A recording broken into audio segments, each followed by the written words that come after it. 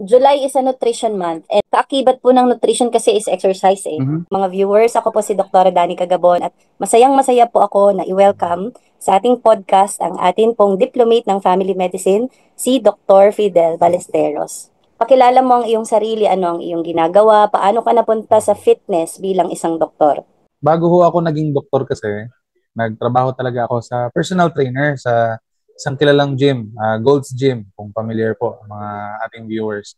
Isa po akong graduate ng sports science sa UP Diliman bago ako naging personal trainer. So bago po talaga ako naging doktor, ang buhay ko ay really around fitness. Nagkaroon ho ako na experience in training mga kliyente po. Wala pa akong kaalam-alam sa health aspect at that time. Di pa ho ako taong medikal. Nagkaroon ako ng opportunity para maging doktor at eventually naging family medicine physician po ako. Nakita ko yung pagkadugtong ng parehong mundo. Natutunan ko na kahit magkaiba yung lengguwahe ng doktor sa mga personal trainer, pareho po yung goal namin. Tsaka pareho yung sineserve naming mga tao. With the aim of providing yung tamang pamamaraan ng ehersisyo na epektibo at ligtas. Kita ko yung mga collab mo, Dok, sa ating mga fitness coaches, ha? Content creator ba ito? Ikaw ba ay Hindi pa nagiging naman. online doctor sa ating nakikitang mga social media pages? So far, ano yung path at ano yung biggest learning mo dito sa mga collaboration mo sa kanila? Fitness coaches, no? Very unusual. Yes po. Sa side naman kasi ng fitness industry, so hanggang ngayon po actually, tuloy pa rin ako nakikipagtrabaho doon sa industriya na yon as a teacher actually. Ako po yung nagtuturo ng mga personal trainer. So meron kaming tinatawag na certifying course sa Gold's Gym Fitness Institute para turuan yung mga personal trainer on how to be fitness professionals, hindi yung kopong-kopong na ano lang, hugot sa ere lang ang turo sa kliyente. So, nakita ko kasi yung need na the information has to go to more people. Ako, I believe, dapat nag-uusap ang fitness professionals tsaka ang mga doktor. Different yung lengguwahe natin, pero same yung hinahabol nating mabigay na tulong. Collaboration na to is two-way. Ibig Opo, sabihin, yes. meron kang natututunan from the fitness coach at meron silang Yes. natututunan sa'yo. Ano Yes. kaya yung pagkakaiba kung sino ang mag-advise? Kung fitness coach, ano yung kaibahan sa kung doktor ang magbibigay ng exercise prescription? Punta muna ako sa side ng doktor. Mula sa training natin, nung tayo ginugroom para maging family physician, laging nababanggit yung importansya sa maraming klase ng sakit, yung importance ng exercise. However, nakikita ko kasi na kulang from a fitness professional perspective naman. Magbibigay tayo ng general advice, kumbaga. So, para sa pangkalahatan po. Pero, paano kung si pasyente hindi pala available na sundin yung 3 days a week? Kaya niya 2 araw lang. Paano mo i-modify yon? Walang access sa gamit, limited resources. May ganitong klaseng spasyo lang, which hindi naman din natin ini-evaluate na pag nagpo-consulta tayo. So yung mga ganong bagay, nagiging hadlang siya doon sa abiso na binibigay natin para totoong magawa ng pasyente. Meaning, pag uwi pa lang niya, yung abiso natin, lulutang na sa ere. Si fitness professional naman, on the other hand, siya yung merong kapasidad, tsaka yung may pagkakaintindi. Paano ilalaruin yung mga ganong variables, yung mga ganong factors to ensure na makapag-ehersisyo si pasyente o si kliyente. Kaya lang, syempre, hindi na sakop ng kapasidad nila tsaka ng pag-aaral nila yung kaalaman natin pagdating sa sakit, sa mga risk, tsaka benepisyo ng exercise towards improving yung condition nila in those diseases or actually preventing na mangyari yung mga ganong sakit. So, meron po talagang harang. Meron po actually walang bridge, no? Doon sa same goal na yon na gusto nating maibigay sa mga tao. Banggit mo itong mga sakit na pwede natin ituro sa mga fitness coaches na i-consider kapag nagbibigay sila ng Mm. training sa kanilang mga kliyente. Pwede ba nating gawin na mas specific, kagaya pag may high blood? Yes. Napaka-common, doc, nung high blood sa isang pasyente na gusto natin mag-exercise. Paano natin Mhm. ito bibigyan ng advice? Dating sa ehersisyo, ang rekomendasyon is really to provide guidance towards aerobic exercise. Pag sinabi pong aerobic exercise, ito yung klaseng ehersisyo na halos buong katawan gumagalaw na rhythmically at tuloy-tuloy. So ito yung klaseng ehersisyo na hihingalin ka. More than mga ngawit yung laman ng katawan. Yung klaseng ehersisyo, kung papasok ka sa moderate intensity o katamtamang tindi ng aerobic exercise, nagiging mas efficient po ang trabaho ng ating puso. Tapos, nagkakaroon din siya ng epekto dun sa mga daanan ng dugo, sa blood vessels po. Sa pag-aaral, actually galing po ito sa rekomendasyon na pinag-aaralan namin ng mga doktor, pagka consistent on a minimum of say 3 months na aerobic training sa ganong antas, tapos nasa daming beses sa isang linggo, kayang pababain ang blood pressure, systolic blood pressure by about 5 to 8 millimeter mercury. So isipin mo na lang kung hypertensive ka, kinausap ka ng doktor mo. Ang average po na BP nyo, 135 over 80. So technically, hypertensive, no? Hindi pa kontrolado. Kung exercise pa lang, hindi pa kasama yung epekto ng gamot, mapapababa mo na siya by 5 to 8. Within 3 months, kung isa lang ang gamot mo, kontrolado na yung BP mo. Kung mapapababa ito ng up to 8, paano yung mga medyo normal na ang blood pressure, Dok?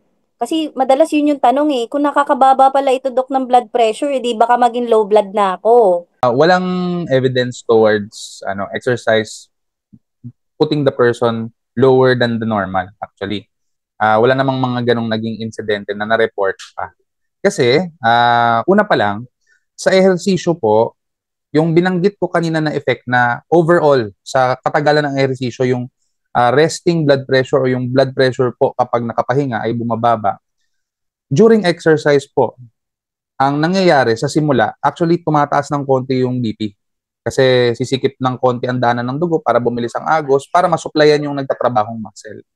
So, in a way, every time that you exercise, technically po, pag chinek nyo yung BP nyo, tataas yan ng konti. Ang nai-impluensyahan talaga natin sa ehersisyo is yung resting blood pressure o yung blood pressure nyo ho, habang nakahiga kayo, nakaupo. Which is yun yung tinatarget natin para gamutin sa mga hypertensive. Sa ngayon po, actually, sa tanan ng buhay ko sa industriya, sa pag-handle ng mga kliyente, at mga pasyente po na inaabisuhan ko, wala pa namang umaabot sa ganon.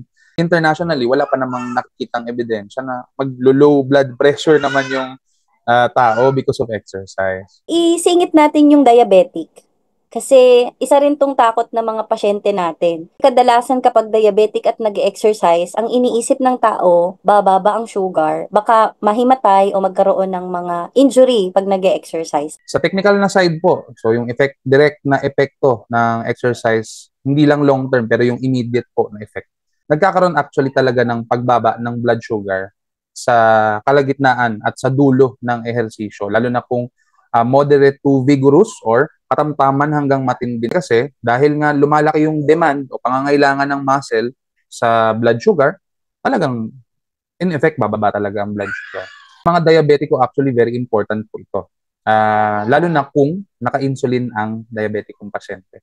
Para po sa mga fitness professional at doctors, actually, tandaan na exercise has an insulin-like effect. So, ang trabaho po ng insulin, sa mga taong nag-i-insulin, is papuntahin yung blood sugar dun sa muscle. So, effectively, yung blood sugar bababa. Pwedeng magkaroon ng panghihina o parang lutang ang pakiramdam, nahihilo. Kaya importante po sa mga diabetiko yung timing ng exercise. Lalo na kung naka-insulin, dapat yung oras ng pagturok ng insulin tsaka kain, nangyari na at least an hour bago magsimula yung warm-up or warm-up period ng training niya. Tapos, kung naka-insulin po, very important na nag-check din ng blood sugar in the middle of exercise.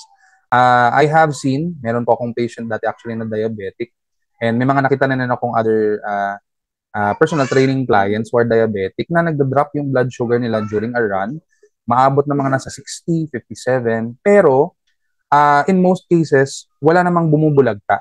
Kasi nga sa taong nag-ehersisyo, maliban po sa pagbaba ng blood sugar, yung katawan niya nag-a-adapt na rin na maging kaya o mag-compensate dun sa ganong lagay. So, hindi yan babagsak agad, hindi yan mahihimatay agad. In overall kasi, exercise makes the body more efficient sa mga... Meron pong risk, kailangan lang po maging aware tayo doon.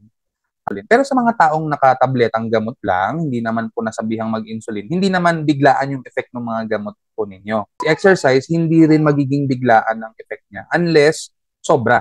So, merong sobra kasi na exercise. Minsan may mga trainer na go hard or go home, no? Pag hindi ka nasasaktan, hindi ka titigil, dapat yun po yung that's the excess or medyo wrong side na po of training. So babalansehin lang po. Kaya importante kung diabetiko, may clearance at konsulta ng doktor at nakikipagtrabaho yung personal trainer o yung nagtuturo doon sa abiso ng doktor, no? So, itong mga diabetic patients natin na una dun sa mga naka-insulin, ano yung type of exercise? Kailangan ba intense o meron talagang prescribed mode of or type of exercise para lang sa kanila? Sa guidelines po ng American College of Sports Medicine, ang general advice para sa mga diabetiko is similar sa general advice para sa ah, healthy adult population. Meaning, yung 150 to 300 minutes of aerobic, moderate intensity exercise for an entire week. Tapos bahala ka na kung paano mo chachap-chapin yun, kung paano mo i-alat sa schedule mo yon. Technically, we want to advise the person to exercise in a way that they enjoy. Kasi ang goal kasi natin, ang pinakaunang challenge talaga is mag-stick sa programa yung pasyente. Magsusubok siya mag-exercise today, hindi na niya gagawin after a week, wala rin tayong magiging benepisyo doon. Guided po tayo sa interest, sa mga challenges, so pang-araw-araw na pangangailangan ginagawa ng pasyente at kliyente. Doon natin i-work around yung decision making na ano ba yung mas okay sa kanya. Bigyan na lang tayo ng example. Meron tayong, say, 45-year-old na lalaki, adult, dating atleta, dating nag-basketball or nagta-track and field. So, pwede natin gawin na yung pili ng exercise program naka-fit dun sa dati niyang interest. Diba? Tapos, kung nagtatrabaho siya 5 days a week, hindi natin mapipilit si pasyente na gawing 3 days a week kagad ang exercise. So, imo-modify lang natin. Magsimula muna tayo dun sa kaya niyang araw. Ang importante, yung, kunyari, kung mag-decide po siya na 2 days a week, 45 minutes lang, ang goal natin for the first month, mag-stick muna siya doon sa ganong regimen. Kahit hindi natin naaabot yung minimum recommendation.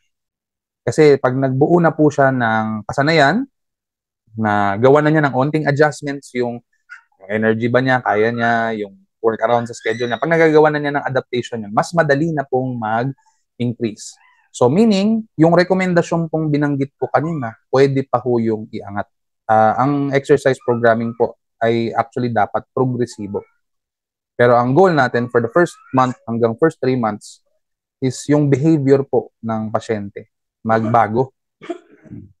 Nabanggit mo, Dok, itong mga diabetic at work around, itong mga hypertensive patients, karaniwan dito sa mga pasyenteng ito, mga may edad. Opo. At isa ring problema nila, merong arthritis o yung mga masakit sa kasukasuan. Parehas ba ng advice sa mga diabetic at hypertensive? O meron ba tayong specific para doon na sa merong mga may sakit sa tuhod? Pagdating po sa arthritis, so magiging specific na lang po tayo pag sinabi pong ganito, osteoarthritis po.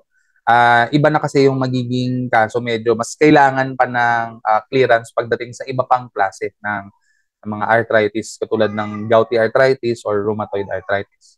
So sa mga pasyente po na merong osteoarthritis, no, kayo po yung pinaka-common, na pinakamadami sa listahan, yung dalas at dami ng oras for exercise hindi naman magbabago. Same pa din po yung goal natin. Maging madalas, more than 3 days, tapos aabot sa 150 to 300 minutes per week. However, yung klase ng ehersisyo po, doon tayo medyo magkakaroon ng specific rule.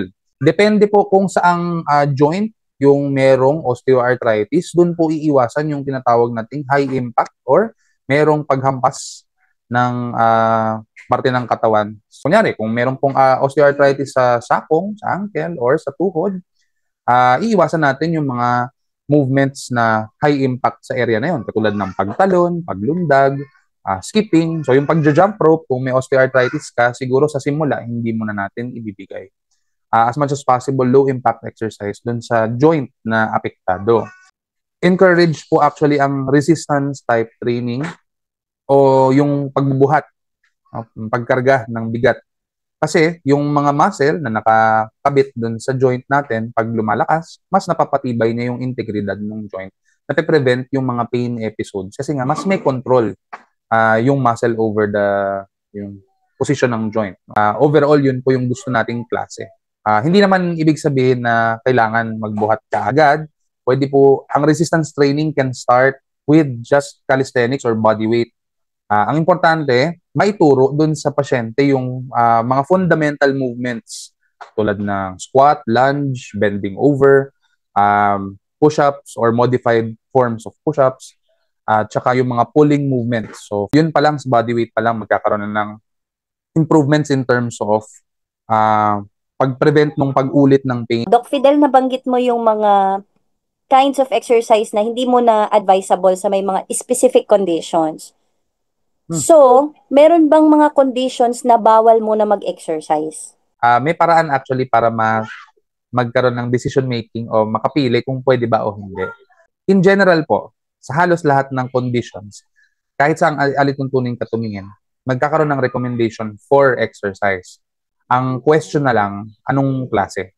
Although, meron pong listahan actually ang American College of Sports Medicine sa mga specific na sakit na talagang contraindicated or bawal ang ehersisyo na formal.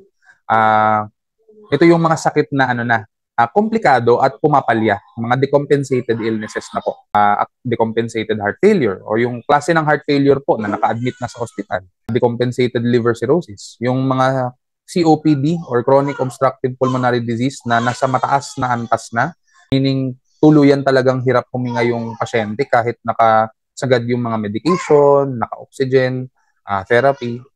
Yung mga ganong klaseng sakit po, nasasala naman naming mga doktor at ng mga fitness professional na naturuan sa ganitong aspeto. For sure, hindi na yan talaga aabot sa point na mag-exercise sila sa bahay or sa gym. Mangyayari niya, nasa cardio rehabilitation clinic sila. So, meron po tinatawag na nun, cardio rehab. May pulmo clinic din, may pulmo rehab din po na ginagawa. Tsaka sa physical therapy clinic. Ehersisyo pa din ang tinuturo doon essentially. So, technically, yung general recommendation nasusunod pa din. Kaya lang, may supervision ng doktor, pinagtutulungan ng licensed therapist at doktor yung paggawa ng programa para sa kanila. Very short lang naman yung list kumpara sa dami ng iba pang mga sakit. Sa mga pasyente, para masagot yung tanong na yun, definitely, wag kay kapitbahay.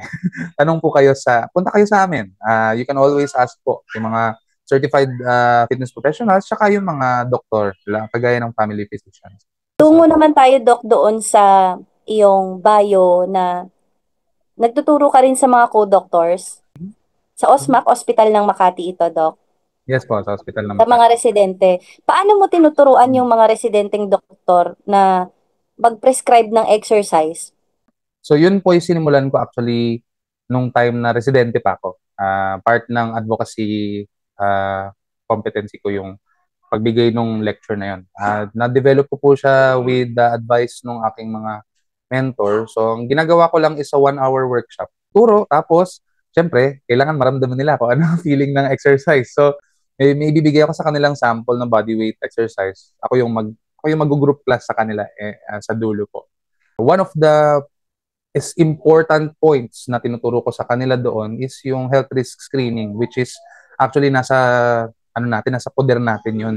Kasi familiar na tayo dun sa impormasyon na nandun sa health risk screening form na yun.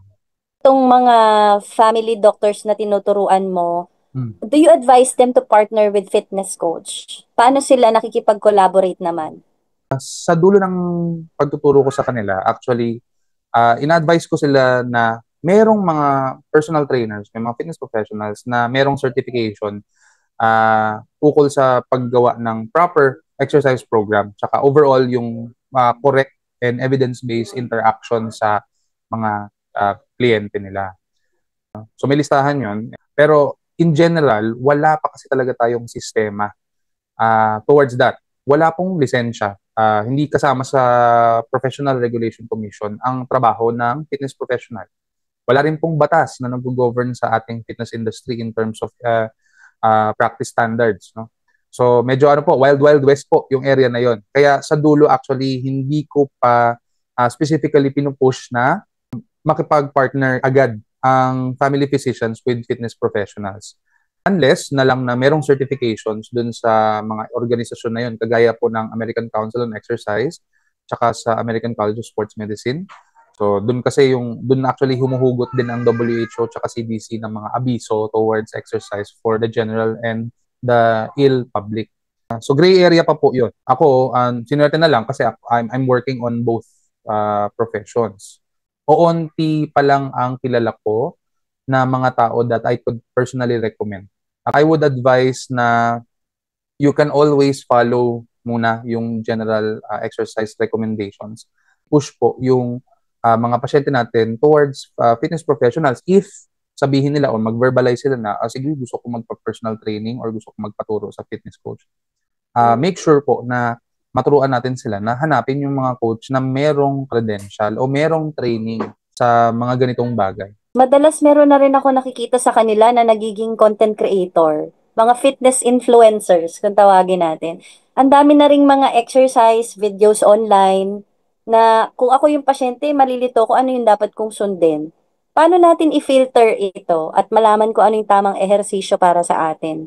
Papaalala ko po, wala pong batas o walang regulating agency po na nag-govern sa fitness industry tsaka sa mga fitness professional. So, legally, technically, kahit sino po, pwede pong maging fitness influencer. So, sa pasyente po, ganito na lang ang isipin ninyo. Kami mga doktor, katawan ng tao ang minamaster naming aralin para maintindihan namin kasi lahat ng bagay na binibigay mo sa katawan ng tao, tandaan, merong benepisyo, pero meron din pong risk. Always yan. Kahit ano pa yan. So, pagdating po sa ehersisyo, merong klase ng ehersisyo o merong klase ng abiso towards fitness na magiging beneficial pero pwede ring maging risk. In general po, sa lahat ng makikita nyong impormasyon sa internet, maging critical po. Hindi kagad at face value. So, paano nyo malalaman ngayon kung ano yung totoo? Kung nakakita kayo ng isang video na nag-aabiso sa ganitong klaseng exercise, subukan nyo rin pong maghanap ng, sa internet, madali lang naman po, type mo lang proven fitness advice. No? May mga lalabas naman yan. Maaari po kayong din tumungo dun sa mga website na nagpo-provide ng certification sa mga fitness professionals kagaya ng American Council on Exercise, sa National Strength and Conditioning Association, sa WHO, tsaka sa CDC, actually, meron din silang publication doon on exercise advice. Although, medyo mas nakakatamad lang kasi babasahin mo. Pero at least po, yung enjoyable na video na napanood ninyo, kahit give it 5 minutes lang, na-check nyo po, tama ba yung sinasabi nitong tao na to? Or, nagpapasikat lang ba tong taong to? Hindi porke maganda yung katawan ng tao, may alam na rin siya sa pagturo ng tama sa ibang tao. To begin with, payat na yung tao. So, magbibuild na lang ng muscle. Or, naturuan siya ng credentialed na fitness professional. Pero dahil nga walang nag-govern, magsasalita siya from their own experience lang. So, sariling experience lang nila yon. Hindi yon kumbaga, anecdote po yun. Hindi po yun tunay na ebidensya. Take everything with a grain of salt. Ika nga, you can always consult with the professionals. So, hindi lahat ng viral, Doc Fidel, ay tama sa mga pasyente natin. Familiar ka ba dito, Doc Fidel? Function-based movement. Kung ano yung ginagawa ng pasyente, yun yung gawin nating exercise o form of exercise. Sa isang karaniwang Pilipino, Doc Fidel, paano natin to ma-incorporate? Anong mga example ng daily activities na papakita itong function-based na ito?